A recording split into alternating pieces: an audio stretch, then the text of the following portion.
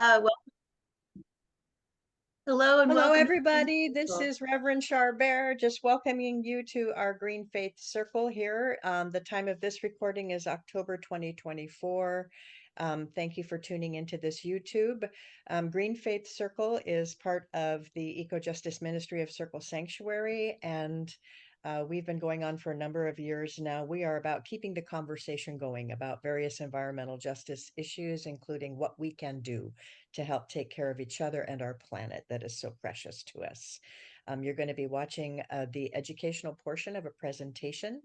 And then we will stop the video recording to allow the group assembled here today to have a robust conversation about the topic at hand. If you are interested in opting into the Circle Green Faith Circle Ministry, you can find us on the Circle Green link at circlesanctuary.org. At this time, I'm going to turn over the recording to my colleague, Amy Dove. Hello, and welcome. Today, let's see, I wanted to talk about a subject that's very close to my heart, and that is litter, and specifically ocean litter. I love this subject so much because it's something that we can all impact significantly on our own. Just don't throw stuff on the ground.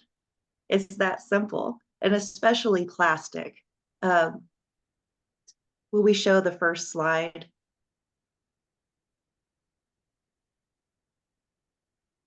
This is a picture of Flores Island Bay. It's at low tide. This is in southeastern Indonesia. Our friends in third world countries get a lot of flack over this pollution problem, but we'll look at that it isn't entirely coming from there by a lot. Why is plastic waste a bad thing? In the oceans, it chokes marine life. This is an image of an albatross, and you can see in its gut all the plastic that it has ingested. On land, it leaches all manner of chemicals into the soil and groundwater. Plastic lasts about 500 years and releases agricultural and industrial toxins into the oceans and soil and groundwater, our reservoirs.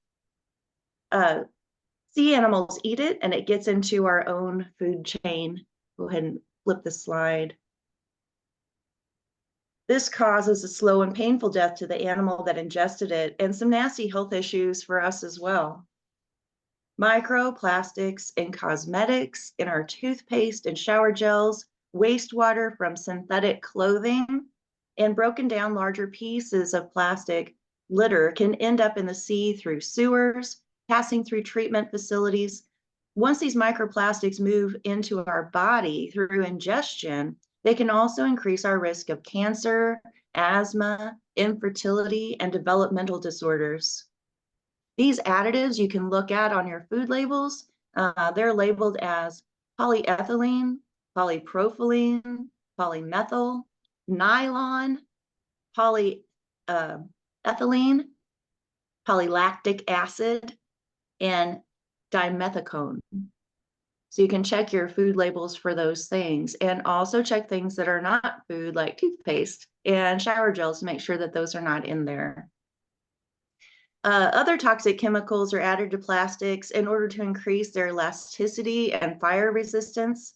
And as the plastic breaks down and becomes brittle, those chemicals are released into us and into our oceans through groundwater and direct ocean.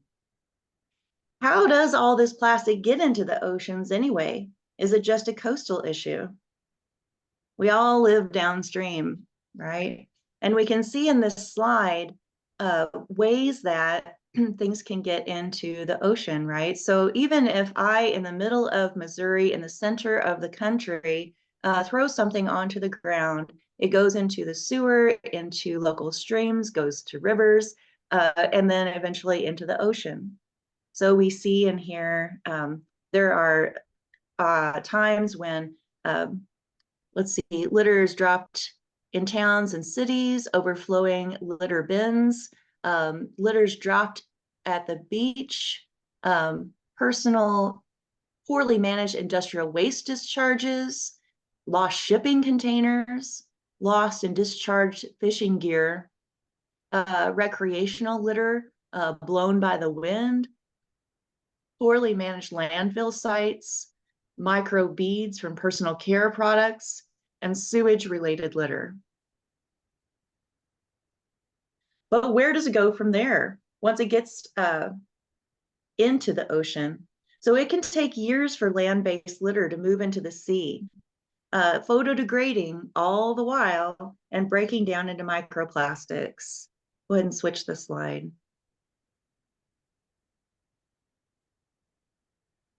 So we as a global community have created a garbage patch in the Pacific Ocean. It is twice the size of Texas at this point. The pollution has moved through these global ocean currents, and they're called YARs, into a large area that spans between Hawaii and California. Scientists have been aware of a growing problem of plastic debris in the oceans since the late 1980s. However, the yachtsman Charles Moore brought the Great Garbage Patch to our attention about 1997, as he noticed going through this area that has been getting worse and worse. So this is the Pacific Ocean. One source says that the biggest problem in the garbage patch are the ghost fishing nets. Go ahead and change the slide here. This term is referring to the fact that the nets keep fishing even after they've been discarded. These ghost fishing nets are cheap plastic nets that wear out and are usually just cut loose and disposed of directly into the ocean. This is a monk seal off the coast of Hawaii who is endangered.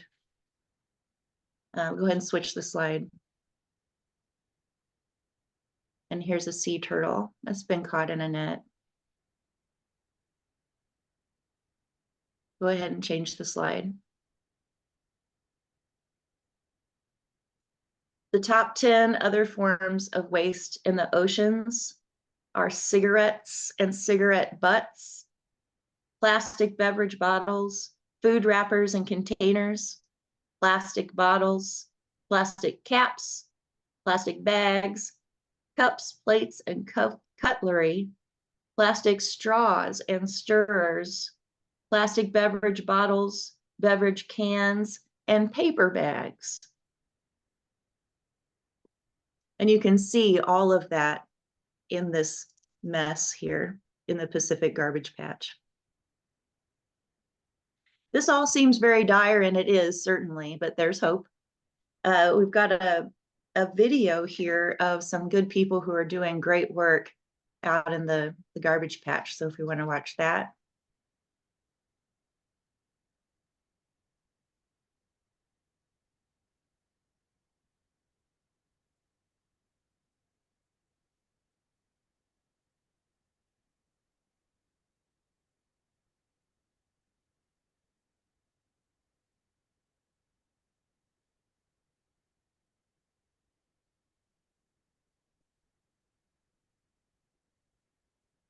I think we're waiting to get some sound on that video. Do you want us to tell us a little bit about the video, Amy?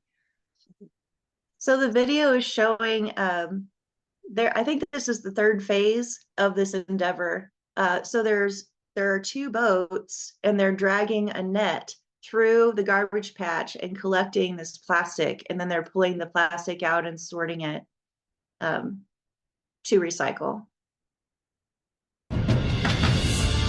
The ocean cleanup is back in action with its largest and most ambitious ocean cleanup system, O3. System O3 is massive, spanning a length of 2.5 kilometers across, and is currently capturing floating plastic pollution in the Great Pacific Garbage Patch, located between the states of California and Hawaii. I spoke with the Ocean Cleanup's CEO, Boyan Slat, about their newest cleanup system, how it works, and got a progress report on the current mission. Our cleanup system is comprised out of two parts. So on one hand, you have the hardware, the actual physical system that's out there in the ocean, and then secondly, you have the software, which are the computer models that guide us where and how we tow the system through the patch. So on the hardware side, we have this 2.5 kilometer U-shaped barrier that is towed by 2 ships, which funnels the plastic from the ocean surface into a collection bag we call the retention zone. It looks very small, but actually it's 5 times the length of a school bus, so it's a big bag, where then the plastic gets retained, and then periodically, once that's full, we take that retention zone on the deck of one of the ships and empty it, and then return it to the sea so we can keep collecting while we do the sorting on the ship. The main thing that's changed with System 3 is the size. The ocean is a pretty big place, so if we want to clean up the Great Pacific Garbage Patch, which is twice the size of Texas, we need to cover a very large area per unit of time, right? So now with System 3, it's 3 times the span. So what that means is that we can actually sweep an area the size of a football field every 5 seconds. Actually, since we started with System 2 in 2021, we've seen a steady increase in the amount of fishes we've had. So the first expedition we did, we caught, I think, about 7 tons of plastic, and late 2023, so 2 years later, we went up to 45 tons in a single trip. And this year, we hope to do even better than that. The magical number that we're aiming for is 100 kilos per hour. If we hit that with a decently sized fleet of cleanup systems, we can actually clean up the patch within 10 years. Sure, of course, beyond that, we still want to go even higher. We want to get to 200 kilos, 300 kilos, etc. But at least 100 kilo per hour mark, that really puts us in the realm of, hey, we're ready enough to start the scale-up. System 03 has added some new upgrades, enhancing marine life safety concerns and expanding the amount of plastic pollution they can collect during a deployment. We increased the depth and the height of the system to avoid any plastic leakage over or under the system. We also introduced 16 cameras and what we call a marine animal safety hatch, which if we see anything that's going in the system, we can activate that remotely, and we can trigger an inflatable bellow to fill up and go to the surface, and with that open an escape route. We do move slowly at about half your walking speed to essentially give fish and other marine life the time to swim away, get out of the way, to just introduce another level of safety. The ocean cleanup crew consists of more than 40 personnel, including contractors from Maersk Marine and the ocean cleanup employees aboard 2 large vessels equipped with a few smaller support vessels. A cleanup mission currently takes 7 weeks to complete in the spring and summer months because winter weather is too dangerous and volatile for such a large-scale operation. The ocean cleanup utilizes satellite data and marine scientists to best predict where to find and capture the highest amount of plastic accumulation. We have the computer models that are fed by satellite data, by measurements that we've taken over the years of where the plastic is. And with that, we built these advanced computer models that are almost like a weather forecast for plastic. So it will tell us and the captains of the ships days in advance what the ideal coordinates are and what the ideal path is they would have to follow. And that's, I think, really the special sauce of the cleanup, because without it, if you were to just randomly go through the ocean, it would take a long time. So really specifically targeting those hotspots where you have these very high density areas, that is the key to effectively cleaning up the Great Pacific Garbage Patch. These calculations help to maximize the cleanup, while System 03 doubles as a weather and data collection platform, bringing back valuable information to help study the conditions in the Pacific Ocean. As the plastic pollution is collected on board the ship, it is then separated by the crew into different categories, such as ropes and nets and larger solid pieces. The plastic pollution is brought back to shore and processed and recycled by local recycling organizations. Some of the plastic is pelletized to be reused and remade into new products. Boyan announced that the automaker Kia will be getting into the reclaimed plastic game and will work with the ocean cleanup to use the recycled plastic in the production of future automobiles. A couple of years ago, we launched these sunglasses, which were really more of a proof of concept to show that, hey, we can make something beautiful and desirable from this, basically the worst waste on Earth. Since then we have partnered with Kia, the car company, to turn this material into parts for their electric cars. We'll have an announcement about that later this year. We are in conversations with other global brands to also bring them on board with the cleanup, and with that find a suitable home for all the plastic once it's taken out of the ocean. The Kia thing is very cool. I love that. My wife has a Kia. That's fantastic. The oceans are not the only focus of the Ocean Cleanup Organization. Every year, heavy rains wash debris from city streets into storm drains, which eventually finds its way into larger waterways and into the ocean.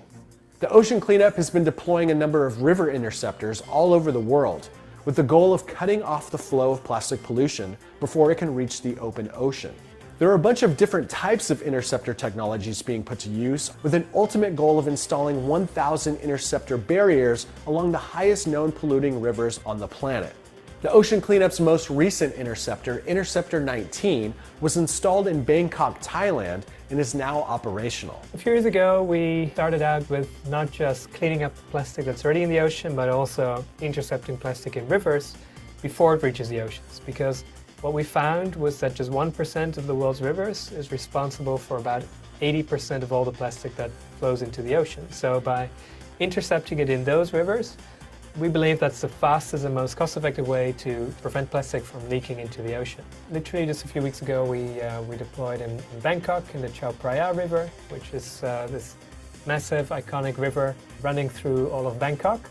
It is part of the 1% most polluting rivers. And I think what's unique about this river is its width. For us, beyond just the direct impact that we're having for Bangkok and for the Gulf of Thailand, this was for us also a unique learning opportunity because the conditions are just very challenging. Bangkok is now providing us the learnings we need because we're going to see more rivers like this in the future. I myself got to check out Interceptor 007 located in Los Angeles, California on a sailing trip with my brother-in-law. We got as close as we could so I could snap some photos of the Interceptor, and I can tell you firsthand that the waters downstream of 007 are clean and pristine, which was awesome to see. You can get involved with the Ocean Cleanup by donating to the Ocean Cleanup Organization, or simply by talking about it to raise awareness, or by contacting your local officials to let them know that we need solutions like these for tackling the plastic pollution problem. If we really care about having clean beaches, coastlines, and protecting wildlife, we need to keep the pressure on our elected officials to take action. The Ocean Cleanup has proven that it can be done, and they're actually doing something about it, which will only benefit mankind and our environment. If you like this video, give us a like and subscribe to CNET's massive YouTube channel, and check out my past coverage of the Ocean Cleanup Interceptors, which are autonomously pulling floating debris out of rivers across the planet right now, and thanks for watching CNET.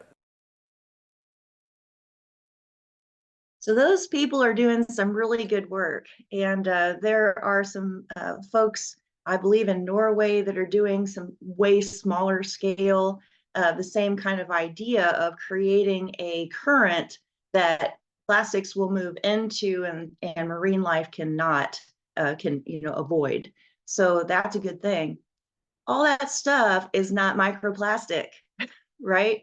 These are the big things that get into the water. So we still have the issue of that, not to be a downer, but let's not throw stuff on the ground, right? So even though there are these people that are doing this good work to get the big stuff out, that doesn't mean that it's okay, right, for our pollution to continue.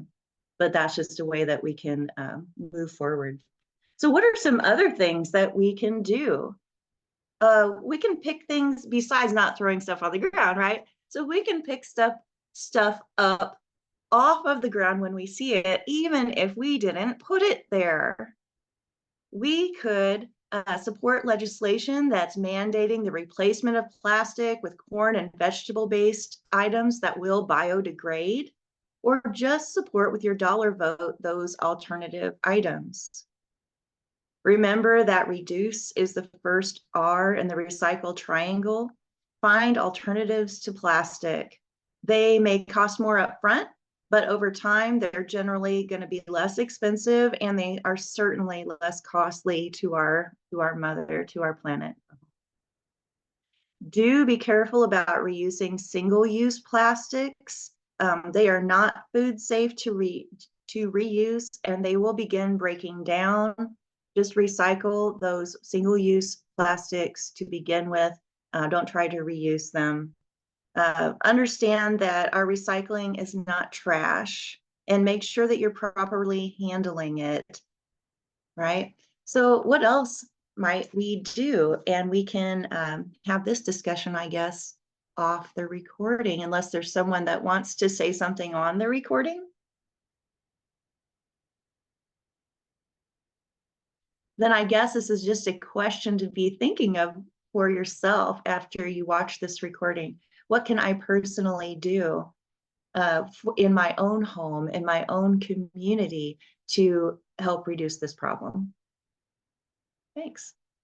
Thank you so much, Amy, for that wonderful presentation, and we will continue to have the conversation. Again, if you're seeing this and you feel you're a member of Circle Sanctuary community and you would like to opt in to the Green Faith Circle, please contact us at greencircle@circlesanctuary.org.